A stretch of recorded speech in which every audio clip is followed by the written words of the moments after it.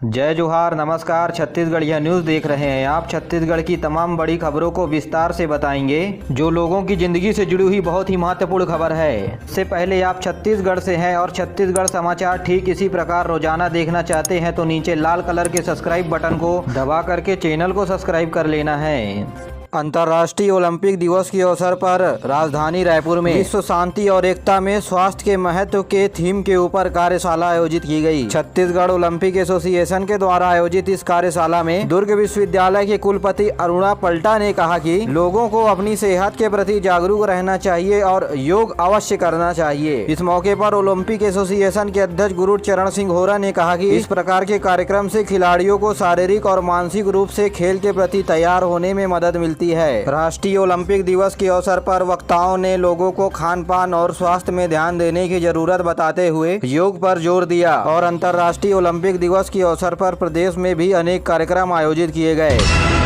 छत्तीसगढ़ के राजनांदगांव की दो बेटियों को भारत के बास्केटबॉल अंडर 16 के लिए चुना गया है। भारतीय खेल प्राधिकरण के राजनांदगांव ट्रेनिंग सेंटर में प्रशिक्षण ले रही मोनी अडला और प्रार्थना सार्ले जापान के क्यूबा में होने वाले अंडर 16 बास्केटबॉल चैंपियनशिप में देश के टीम का प्रतिनिधित्व करेंगी। यह चैंपियनशिप 24 जून से 30 जून तक आयोजित होगा। आपको बता दें कि ये दोनों खिलाड़ी शुरू से प्रतिभावान रहे हैं और कई मेडल अपने नाम किए हैं और इनमें से प्रार्थना साल्वे ने रशिया में होने वाले बास्केटबॉल चैंपियनशिप में ब्रॉन्ज मेडल जीता है।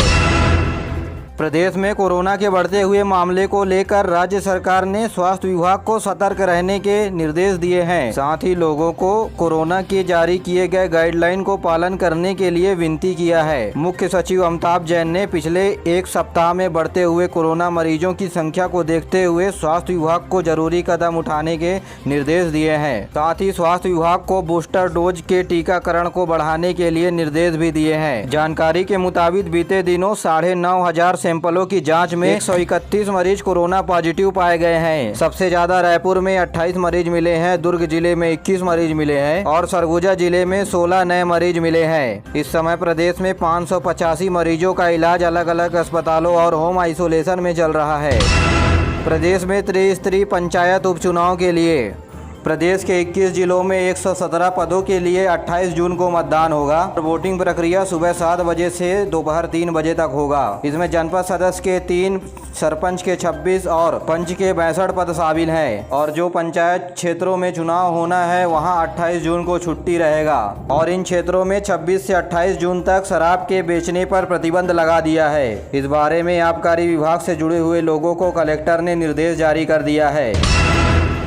प्रदेश के स्वामी आत्मानंद इंग्लिश मीडियम स्कूलों में जहां हिंदी मीडियम के छात्र पढ़ रहे हैं उन छात्रों को हिंदी मीडियम में पढ़ाई कराया जाएगा। इस बारे में सभी कलेक्टर और जिला संचालनालय लोक शिक्षा को निर्देश जारी कर दिया गया है। आपको बता दें कि प्रदेश के स्वामी आत्मानंद इंग्लिश मीडियम स्कूलों में हिंदी माध्यम के छात्रों को प्रवेश नहीं दिए जाने का शिकायत लगातार मिल रहा है। लोक शिक्षण संचालनालय ने आदेश में स्पष्ट किया गया है कि इससे पहले जारी किए गए निर्देश में इन स्कूलों में हिंदी माध्यम के छात्रों को नए प्रवेश के लिए रोका नहीं जा सकेगा। लोक शिक्षा संचालनालय ने स्पष्ट किया है कि हिंदी मीडियम में पढ़ाई के लिए अलग से पद दिए गए हैं।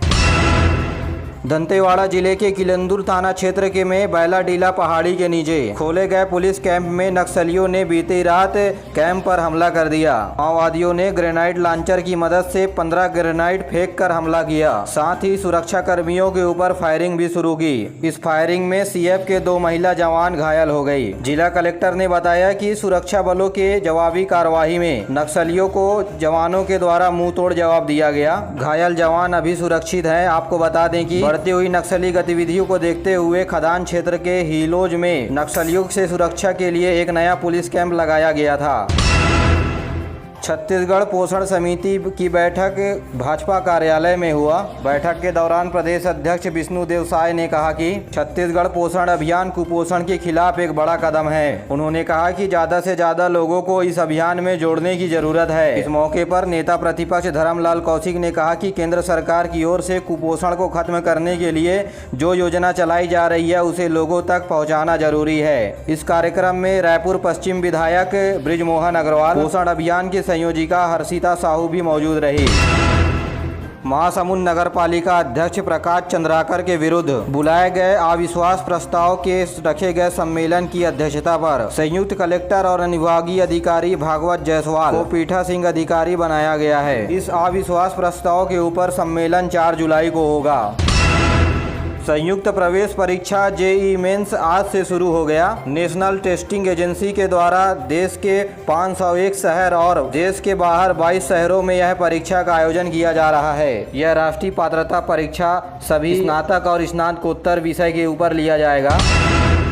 में नरवा कार्यक्रम को सुचारू रूप से चलाने और इनकी सहजता और सुगमता में तेजी लाने के लिए प्रमुख सचिव सुब्रत साहू की अध्यक्षता में 7 सदस्यीय नरवा मिशन की टीम गठित की गई है। नरवा विकास योजना के अंतर्गत प्रदेश के 30,000 नालों का चयन किया गया है। पहले चरण में 9,441 नालों की साफ सफाई करने के लिए स्वीकृति दी गई है। नरवा योजना के अंतर्गत बारिश से आकर बहने वाले पानी को नरवा के माध्यम से dam, mini plug, control, stop dam समेत अन्य संरचनाओं का निर्माण किया जा रहा है। इस योजना से प्रदेश में सिंचित क्षेत्र बढ़ेगी और ज्यादा से ज्यादा कृषि क्षेत्रों में पानी मिल सकेगा। निस्तार में भी पानी की समस्या बहुत हद तक दूर हो सकेगी। साथ ही साथ जैव विविधता का भी संरक्षण हो सकेगा। नरवा योजना प्रदेश में मुख्य रूप से पंचायत एवं ग्रामीण विकास और वन एवं पर्यावरण मंत्रालय की ओर से संचालित किया जा रहा है।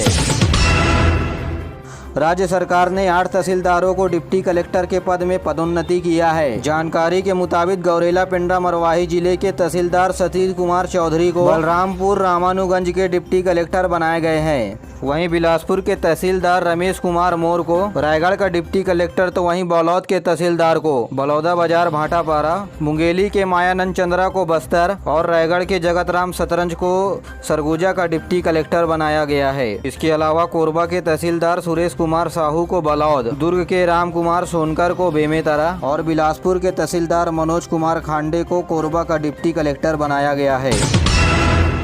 प्रदेश के उद्योग मंत्री कवासी लखमा इन दिनों अपने इंडोनेशिया दौरे पर हैं। आज बाली शहर में आयोजित होने वाली G20 ग्लोबल समिट में शामिल होंगे। औद्योगिक प्रतिनिधियों से बात करते हुए छत्तीसगढ़ में होने वाले सस्टेनेबल डेवलपमेंट के बारे में बातचीत करेंगे। उन्होंने उद्योगपतियों से बातचीत कर छत्तीसगढ़ में निवेश का न्योता दिया। कवासी लखमा ने अमेरिका के एग्जीक्यूटिव डॉक्टर प्रिया शंकर से भी मुलाकात की और उन्होंने छत्तीसगढ़ में चल रहे गोधन न्याय योजना, सुराजी ग्राम योजना, सी मार्ट, महात्मा गांधी औद्योगिक पार्क समेत अलग अलग सभी विषय के ऊपर विस्तार से जानकारी लिए।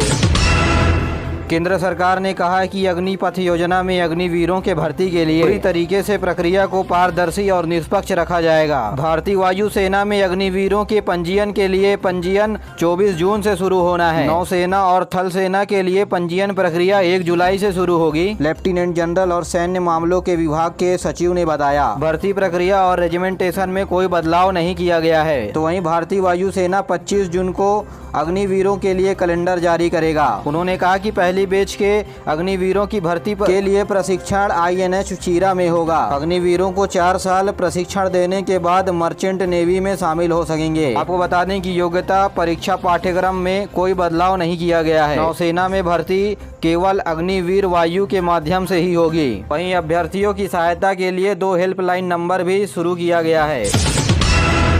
भाजपा के प्रदेश अध्यक्ष विष्णुदेव साय ने झारखंड के पूर्व राज्यपाल द्रौपदी मुर्मू को NDA की तरफ से राष्ट्रपति उम्मीदवार घोषित करने के लिए देश के आदिवासी समाज को बधाई दिए हैं। श्री साय ने बताया कि NDA सरकार ने राष्ट्रपति पद के लिए आदिवासी उम्मीदवार की नाम की घोषणा करने आदिवासी महिलाओं को सम्मानित किया है। प्रदेश अध्यक्ष विष्णुदेव साय ने संगठन की दृष्टि से जिला प्रभारी और सह प्रभारी की नियुक्ति किए हैं। भाजपा ने कोंडागांव जिला के श्रीनिवास मती को प्रदेश जिला अध्यक्ष, विद्या शरण तिवारी को सह प्रभारी बनाया है। वहीं शिव नारायण पांडे को बीजापुर जिले के प्रभारी और ई वेंकटेश्वर राव को सह प्रभारी बनाया गया है। ऐसे ही जांजगीर चांपा जिले के गिरधर गुप्तर को प्रभारी और रजनीश सिंह को कोरबा जिला का प्रभारी बनाया गया है। वहीं बेमेतरा, जसपुर और कोरिया जिले में भी सह प्रभारियों की नियुक्ति की गई है।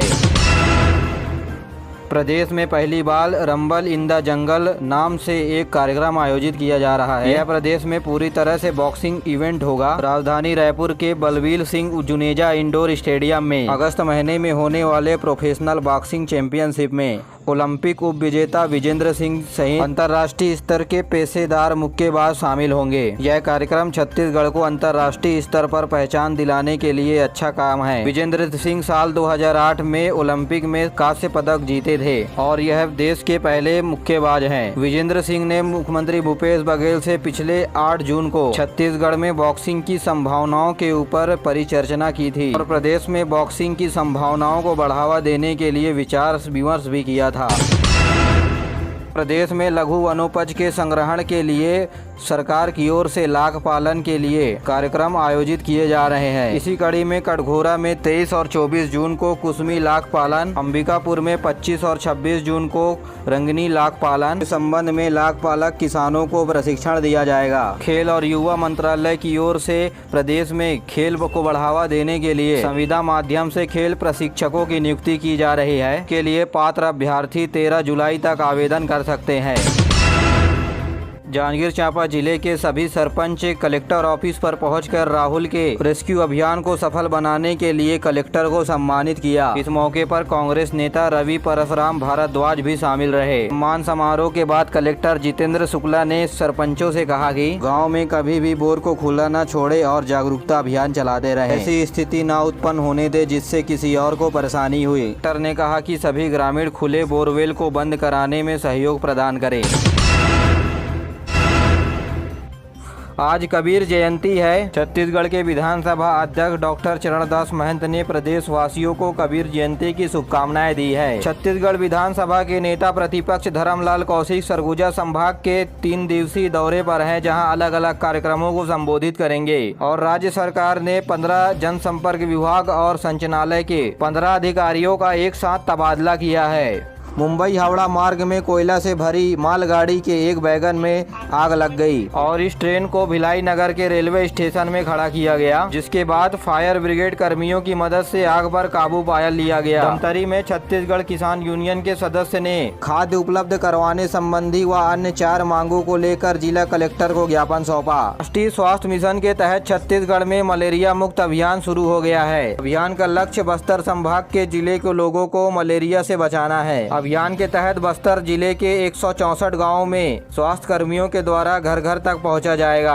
और प्रत्येक व्यक्ति की मलेरिया जांच भी की जाएगी। छत्तीसगढ़ राज्य के नोडल अधिकारी ने बताया कि इस अभियान के तहत पहली बार में टीबी, मोतियाबिंद और चर्म रोगों की पहचान कर मरीजों का इलाज किया जाएगा और गंभीर मरीजों को अस्पताल तक पहुँचाया जाएगा ताकि उनका सही समय पर इलाज हो सके। साथ ही मलेरिया प्रभावित ग्राम पंचायतों में उपचार और निदान का भी काम किया जाएगा। साथियों, आज के लिए बस इतना ही। वीडियो पसंद आए तो वीडियो को लाइक करें, चैनल को सब्सक्राइब करें और अपने दोस्तों के साथ जरूर शेयर करिए। दीजिए मुझे इजाज़त, मिलते अगले वीडियो में। तब तक के लिए जय हिंद, जय छत्तीसगढ़।